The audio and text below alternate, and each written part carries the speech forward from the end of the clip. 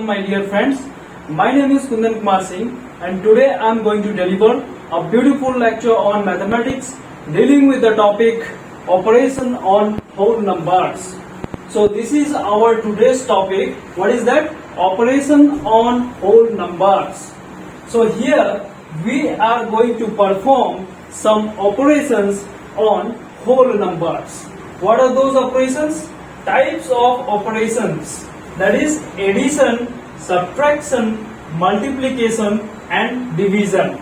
So these are the four operations which we are going to perform on whole numbers. So before performing these operations, I would like to introduce what is whole number. So I am erasing this and making you familiar first of all with whole numbers. What is whole number? Whole numbers are those numbers which starts from 0 and continues up to infinity. So this is 0, it starts from 0 and it continues up to infinity. I am writing in the bracket, that is box bracket. This means I am including 0. When I open up this bracket, it will come something like this: 0, 1, 2, 3, 4, 5, 6. It will continue up to infinity. This is the symbol of infinity. Just I am writing 8. I am writing 8 and I am flipping it clockwise. So this is the symbol for infinity. So this line and this line, it is same only. Just I have written in the shortcut from 0 to infinity, it is called as whole number. So when I open up this bracket, it will come something like this. It will start from 0 and every time you add +1 to the subsequent number, you will get the next whole number. I hope you are clear with this. So these are called as whole numbers. What is that? It is starting from 0 and going up to infinity. So this is the range for whole number. So these numbers, on these numbers only, we are going to perform those four operations. What are those four operations? Addition, subtraction, multiplication and division. Alright, we are going to study first addition property. So in order to perform addition, you have some properties related to it. What are those? Closure property, commutative property and the third one is associative property. So we will begin with closure property. What is it? Suppose this is one whole number A. I am just considering that A is one whole number and B is another whole number. So these are two whole numbers and we are going to perform closure property for addition. That is A and B, when it is added, it will come out to be A plus B. So this is the closure property. Simply you will have two whole numbers. The first one will be called as A and the second one will be called as B. When you add it, you are going to get A plus B. So this A plus B is nothing but it is representing closure property for addition. And now we are going to see commutative property. For again, I am taking A as one whole number and B as another whole number. Okay? So these are two whole number. On these, I am going to perform commutative property for addition. So what is that? Simply, I will write A plus B. Okay? A plus B, whatever the result it will yield, the same result will be getting when you are adding B plus A. Okay? A plus B, for suppose A plus B you are getting C, then B plus A also you are going to get C. So this is the property for commutative property. What is that? First of all, you have to take two whole number. First one is A and the second one is B. Then you are going to perform A plus B. The result what you will get the same result you are going to get when you are adding B plus A. So it is producing the same result C. Okay. What is associative property? This is nothing but here you have, in order to perform this last operation, you have to deal with three whole numbers. What is that? First one is A, or suppose A, second is B, and third is C. So these are three whole numbers. On these three whole numbers, we can perform associative property. What is that? A plus B plus C. Okay. Here you have one bracket. A plus B plus C. Then you have to put bracket. The result what you will get over here as D. Okay. Then here once again you have to write A plus B plus C. This time the bracket has been shifted. It is put over B plus C. First A plus B was within the bracket, and the second time A will be outside and B plus C will be within the bracket.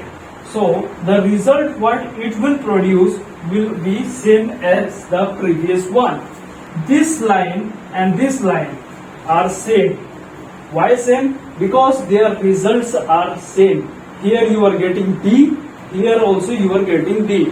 That's why this property is called as associative property. So here we have understood what are those properties. So we will understand these properties with the help of whole numbers.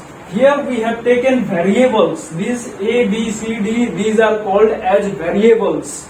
Variables. I am writing the spelling over here. V-A-R-I-A-B-L-E. Variable means A, B, C, D. In this way you take variable. These are called as variable. Okay. So I am repeating the process. What is that? Closure property.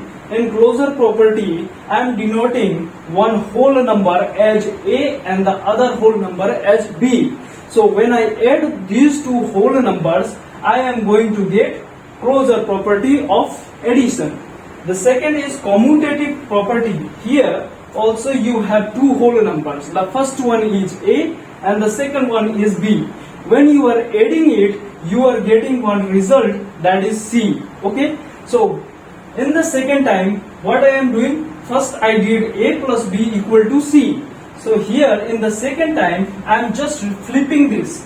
B plus A equal to C. For suppose here it was 1 plus 2 equal to 3. Okay. So in the second time, if I write 2 plus 1 equal to what? It will also give 3. That means it is a commutative property. Okay. In the third one, that is associative property. Here you have to take three whole numbers. What is that? A, B and C. Okay. Here first of all you have to add all these three and you have to take bracket for A and B within the bracket, and last one without bracket. So you will get the result as D, and the second time I am adding all, but I am putting bracket over B plus C. So here also you are getting the result as D. That means this is all about associative property for addition. So whenever you are performing addition on whole numbers, you have to follow these three properties. I hope you are clear. So let's do with the help of real life whole numbers. I am erasing this. Alright. First of all, we will study closure property. Within this, I am taking one whole number. For suppose the first whole number A equal to 2. 2 is a whole number. Why? Because it is ranging from 0 to infinity. Within this range, this 2 is present. That's why it is a whole number. This 2 is a whole number. So A equal to 2. A equal to 2 means this is the first whole number, and the second whole number I am taking 3. Okay.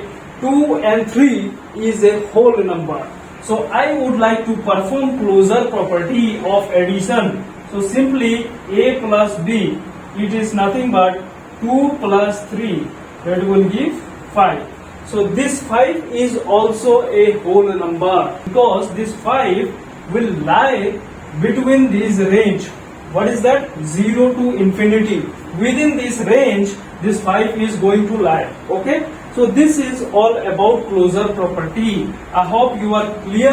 In this way, you are going to perform closure property of addition. Okay? Why addition? Because here plus symbol is there. Okay. Now we are going to see commutative property. I am erasing this. Alright. This is the second property of addition for whole numbers. So here you have to take a equal to, or suppose I am taking any number within this range. What is that? For suppose I take 5 and b equal to 6. Okay. These are two whole numbers and I would like to perform commutative property for addition. What is that? First of all, a plus b we have to perform.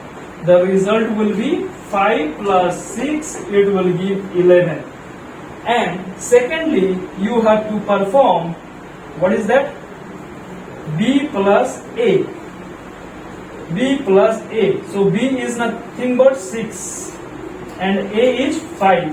So 6 plus 5, it will also yield the result as 11. So A plus B also giving 11 and B plus A also giving 11. That means these two are equal. These and these are equal. Why equal? Because the results are equal. Okay? That's why it is called as commutative property. So whenever I take, instead of 5 you can take any number, instead of 6 you can take any number within this range. Okay? What is that range? 0 to infinity. Okay. So this is the last property for addition. What is that? Here you have to take three numbers of whole number. A equal to, for suppose I am taking 1, B equal to 2 and C equal to 3. Okay. These are three whole numbers. What are they? 1, 2, 3. And I would like to perform associative property for addition. What is that? A plus B plus C. Here you have to put bracket and you have to perform these operations. So first bracket, A means 1. So simply replace with 1. B means 2. Okay. Plus C means 3. So first of all you have to perform this bracket. Within the bracket, what is there? 1 plus 2. It is nothing but 3. So 3 plus this 3. It will give 6. Okay. On the other hand, you have to perform A plus B plus C. This time the bracket has been shifted. First of all, the bracket was on A plus B. Now the bracket is on B plus C. Okay. So here A means 1 and B means 2. C means 3. Okay. This one will remain as it is. Within the bracket, first of all, you have to solve it. What is that? 2 plus 3. It will give 5. So 5 plus 1 is nothing but 6.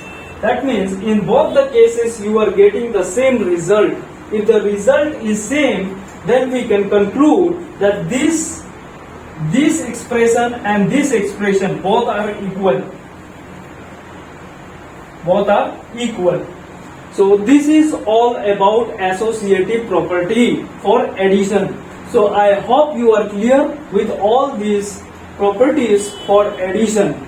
So in the next class, we are going to see about the remaining operations on whole numbers like subtraction, multiplication and division. The rest will be seen in the subsequent classes. So thank you and have a nice day. If you find any difficulty, you can comment down below in the comment section. I will definitely answer all your doubts and queries. Thank you and have a nice day.